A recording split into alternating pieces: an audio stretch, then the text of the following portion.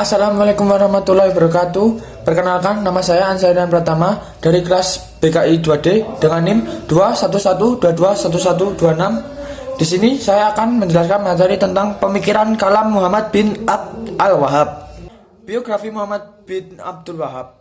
Muhammad bin Abd al-Wahhab memiliki nama lengkap Muhammad bin Abd al-Wahhab bin Sulaiman bin Ali bin Muhammad bin Ahmad bin Rashid bin Barid bin Muhammad bin Al-Masyarif At-Tamimi Al-Hambali An-Najdi. Muhammad bin Abdul Wahhab berasal dari kabilah Banu Tamim.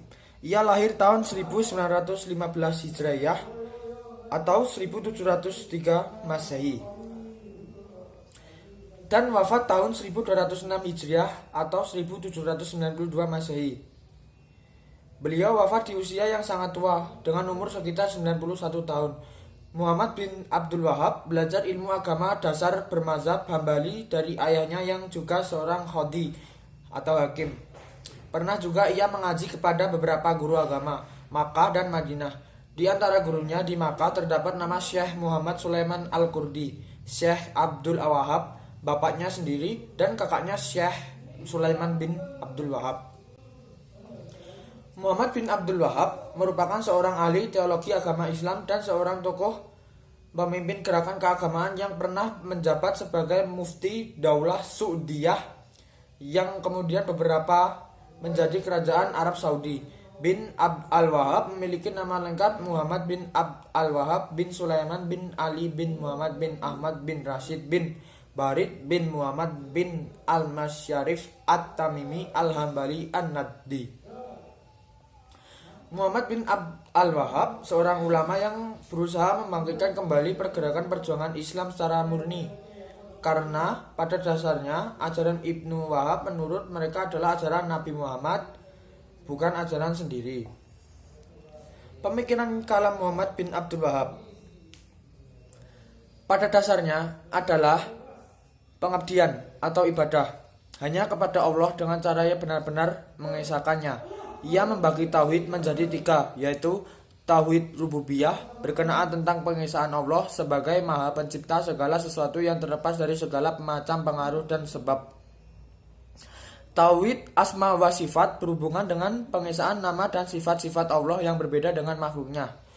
Tauhid ilahiyah berkaitan dengan pengesahan Allah sebagai Tuhan yang disembah. Ajaran Muhammad bin Abdul Wahhab yang berkenaan dengan tauhid adalah 1. Zat yang boleh disembah hanyalah Allah semata, dan orang yang menyembah kepada selain Allah telah menjadi musyrik, boleh dibunuh.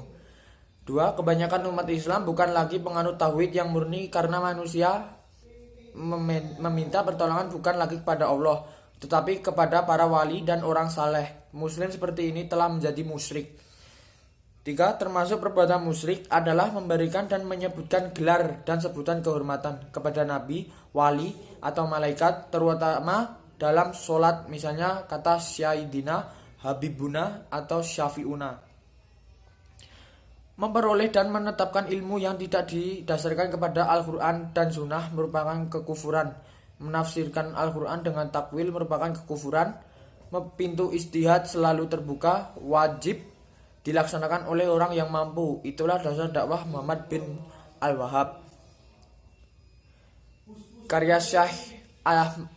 Syekh Muhammad bin Abdul Wahhab. Syekh Muhammad bin Abdul Wahhab masih sempat juga menyibukkan diri untuk menulis beberapa karyanya yang terkenal antara lain: 1. Kitab At-Tauhid, 2. Kitab Al-Kabar, 3. Kasyif Asy-Syubhat, 4. Mukhtasar Sirat Ar-Rasul, 5. Masail Al-Jahiliyah, 6. Usul Al-Iman, 7. Fadail Al-Quran, 8. Fadail Al-Islam, 9. Majmu' Al-Hadis, 10. Mukhtasar Al-Insaf wa Asyisyar Al-Kabir, 11. Al-Usul As-Salasah, 12. Adab Masyi ila As-Salah, dan lain sebagainya. Bentuk pemikiran Muhammad bin Abdul Wahhab. Untuk pemikiran atau doktrin ajaran Muhammad ibnu Abdul Wahhab dapat dilihat dari 2 sumber. Pertama, buku-buku karyanya, dan kedua, pendapat atau analis ahli sejarah. Pertama, lewat kitab At-Tauhid dalam terjemahan Tahrir Ibnu Abdul Wahab mengartikan tauhid sebagai dasar ajarnya. Tauhid menurut bahasa berarti meyakini keesaan Allah, menganggap hanya ada satu Tuhan, tidak ada yang lain. Secara istilah, tauhid berarti bahwa di dunia ini hanya ada satu Tuhan, Allah Rabbul Alamin. Menurutnya, tauhid dibagi menjadi dua. Satu, tauhid uluhiyah,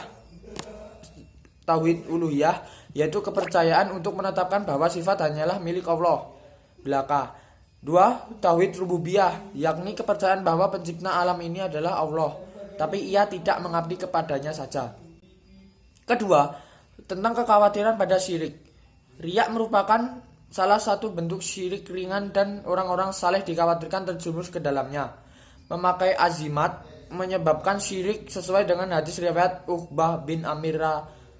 Artinya, barang siapa mengikatkan azimat atau jimat, dirinya tidak akan disempurnakan oleh Allah, dan barang siapa mengalungkan sebuah kerang atau jimat, dia tidak akan pernah memperoleh ketenangan dan kedamaian dari Allah. Ketiga, bernazar atau bersumpah untuk selain Allah adalah perbuatan syirik. Pendapat ini didasarkan pada hadis riwayat Bukhari. Artinya, barang siapa bermazar untuk mentaati Allah, maka dia harus mentaatinya. Dan barang siapa bernazar untuk tidak mentaatinya, maka dia tidak boleh menentangnya.